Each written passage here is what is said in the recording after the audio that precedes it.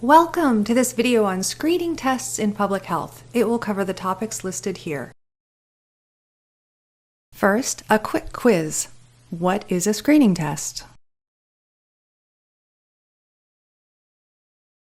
A screening test is a medical test that identifies disease before symptoms occur. This graphic shows the natural history of disease, the progression of a disease over time in an individual, starting from when exposures occur, to when symptoms develop, to the final stage, which is recovery, disability, or death. The point of screening is to catch the disease before symptoms develop. This can happen during a period of time called the detectable preclinical phase, when a disease is causing pathological changes inside the body, but there aren't yet any outward symptoms. This is the period of time when screening tests work. Because screening tests are meant to identify diseased people before they show symptoms, the test must happen before the stage of clinical disease, when symptoms develop. Now let's talk about where screening fits into a disease prevention paradigm in public health, which breaks down prevention into three types. The first type, primary prevention, is of most concern in public health since the focus is on preventing disease before it ever occurs. That is, reducing the incidence of disease. An example of primary prevention is programs or policies aimed at preventing people from smoking or helping them quit before disease develops.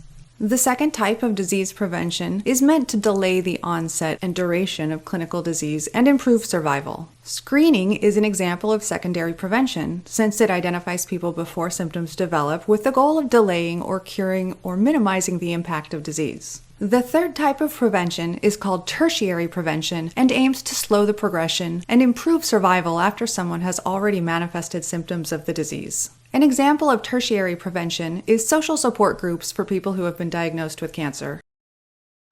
For this quiz, match each example on the left with its corresponding level of prevention on the right.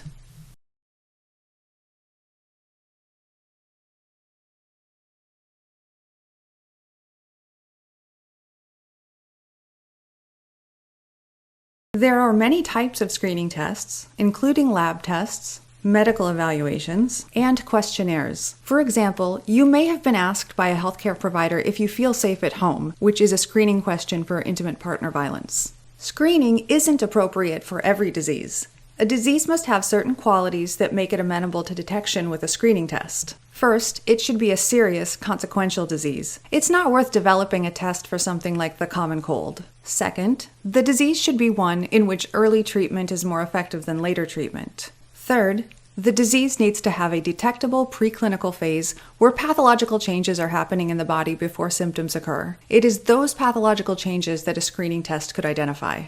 Finally, the DPCP should be reasonably prevalent and have a reasonably long duration. This means that there should be a high enough proportion of the population who has the disease, and the detectable preclinical phase is long enough for screening to catch the disease. Screening recommendations are often made based on a person's age to account for prevalence and the duration of the DPCP of the particular disease being screened for. For example, the American Cancer Society currently recommends that people have a yearly screening test for colorectal cancer starting at age 45 and HPV screening every 5 years starting at age 25. Our next quiz asks you to identify whether screening is appropriate for diseases with the following characteristics.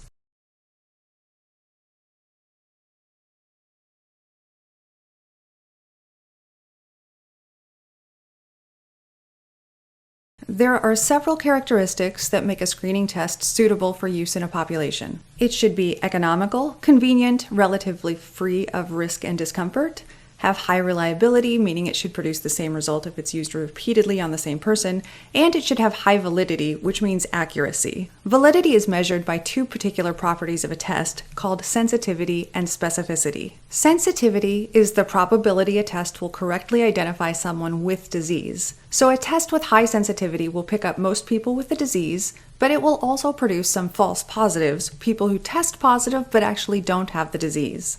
Specificity is the probability a test correctly identifies someone without disease. So a test with high specificity will correctly identify most people without the disease, but will also produce some false negatives, people who test negative for the disease but actually have it.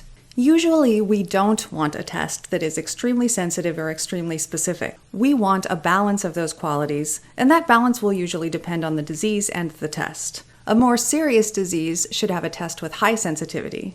If a test is invasive or expensive and the disease is less serious, we probably want high specificity. Sensitivity and specificity are explained in more detail in your assigned readings and videos for this week, but I just wanted to take this opportunity to provide an example to help you think about the trade-off between them. Say you just got a new car. It has an alarm with a setting that allows you to adjust the level of impact required to trigger the alarm. You want to make sure your car is protected, so you set your alarm to be highly sensitive, so it will detect even a small impact. Remember, sensitivity is the probability a test correctly identifies someone with the disease. In this case, the alarm is the test and a burglar is the disease. So sensitivity is the probability that the alarm goes off if a burglar is present. A highly sensitive alarm detects nearly every event, so it will likely detect the event you're looking for, a burglar, but it will also detect events you're not looking for, like a cat jumping on the hood. A highly sensitive alarm is analogous to a highly sensitive screening test. It produces a high rate of true positives, but also produces a high rate of false positives.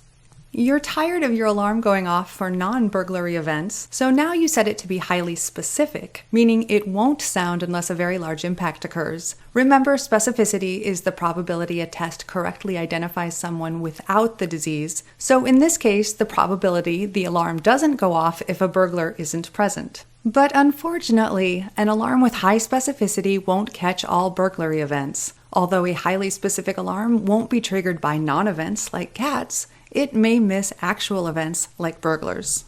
A highly specific alarm is analogous to a highly specific screening test, which produces a high rate of true negatives, but also produces a high rate of false negatives. The moral of the story is the alarm can't be both 100% sensitive and 100% specific. You have to compromise on both. We've talked about the qualities of a suitable disease and a suitable test, so now let's touch on the qualities of a suitable screening program.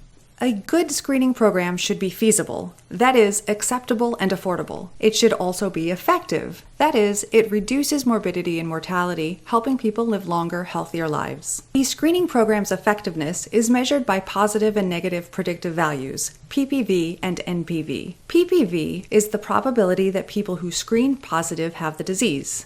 In other words, how worried should you be if you test positive? How likely is it that you actually have the disease? NPV is the probability that people who screen negative don't have the disease. In other words, how relieved should you be if you test negative? How likely is it that you actually don't have the disease?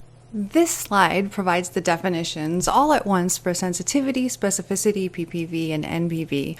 And as you can see here, sensitivity and specificity are properties of the test, while PPV and NPV are properties of the people being screened. PPV and NPV depend on disease prevalence. Prevalence is the proportion of people in the population who have the disease but no symptoms yet. If the prevalence of disease is high, then PPV should be high, meaning that most people with the disease will be correctly identified. If prevalence of disease is low, then NPV will be high, meaning most people without the disease will be correctly identified. A good, effective screening program has a high PPV, which depends on the prevalence of the disease being screened for. It may not be worth screening if the prevalence isn't high enough. In the car alarm example, where the alarm is the test and a burglar is the disease, sensitivity and specificity are properties of the alarm. PVP and NPV are properties of the population. If the proportion of burglars in the population is higher, the probability a burglar is present if the alarm sounds is higher. However, if there aren't many burglars in the population, the probability that a burglar is not present if the alarm doesn't sound is higher. So, more burglars, higher PPV. Fewer burglars, higher NPV. In summary, screening tests serve as secondary prevention, identifying people with disease before they manifest symptoms. The appropriateness of screening depends on the disease, the test, and the population, as discussed here. Hopefully this video helped you gain a better understanding of the principles behind screening tests in public health. Please let me know if you have any questions. Bye everyone!